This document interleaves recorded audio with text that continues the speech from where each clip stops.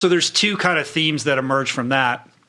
One is this idea of taking souls, right? This sense that, hey, I came from nothing and I'm here amongst the best, and then starting to realize, like, hey, these people are human. Right. How can I get my tactical advantage? Right. And you explore this idea of taking souls, which essentially is going places no one else is willing to go to fuck with their heads. That's it. Right.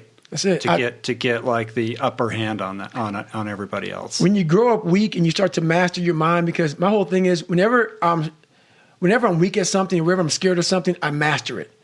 I was a weak-minded person, so I mastered my mind. And in mastering my mind, I mastered the human mind. And I realized why I no longer judge people, why I no longer put people on a pedestal, because we're all fucked up in our own way. We all have demons. Some people hide them better than other people. So I know we all have them. By me knowing that, I know that most alpha males are very fragile.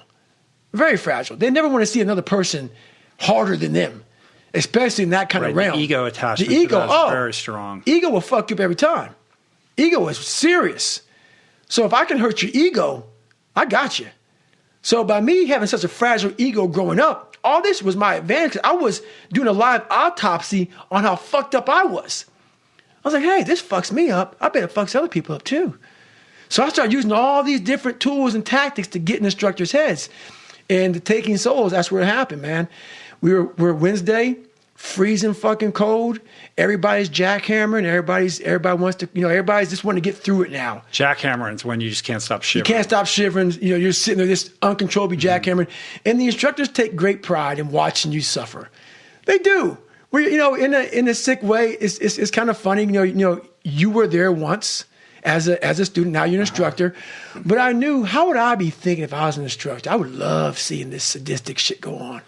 But what wouldn't I like to see? I would hate to see some guys just looking like this is just another fucking day on the fucking beach and go fuck yourself. I would hate to see that. Yeah. So because they all want to think like when they did it, they were harder. They were harder. Yeah. Everybody's hard. So I said, you know what, man? It's time.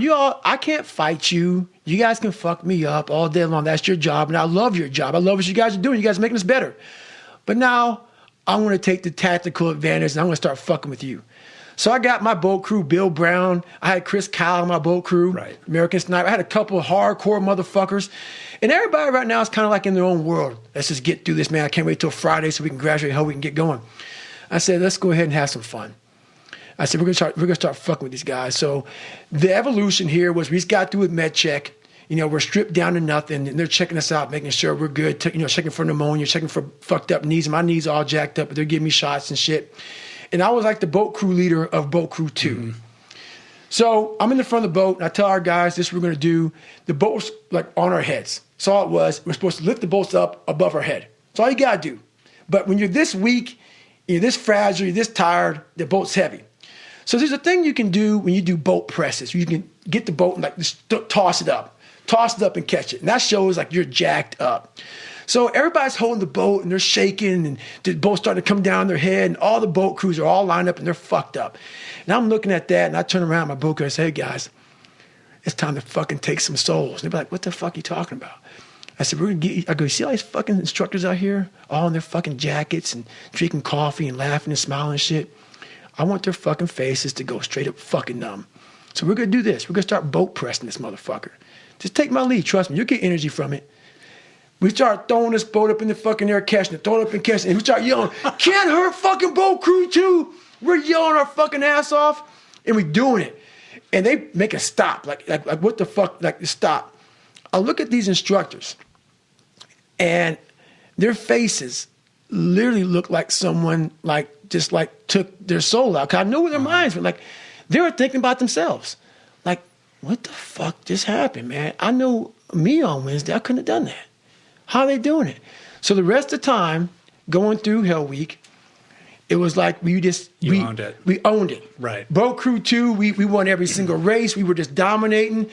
And it was a strong boat crew, and that's where Taking Souls is, there's a few Taking Souls stories, but that's one of them. Yeah.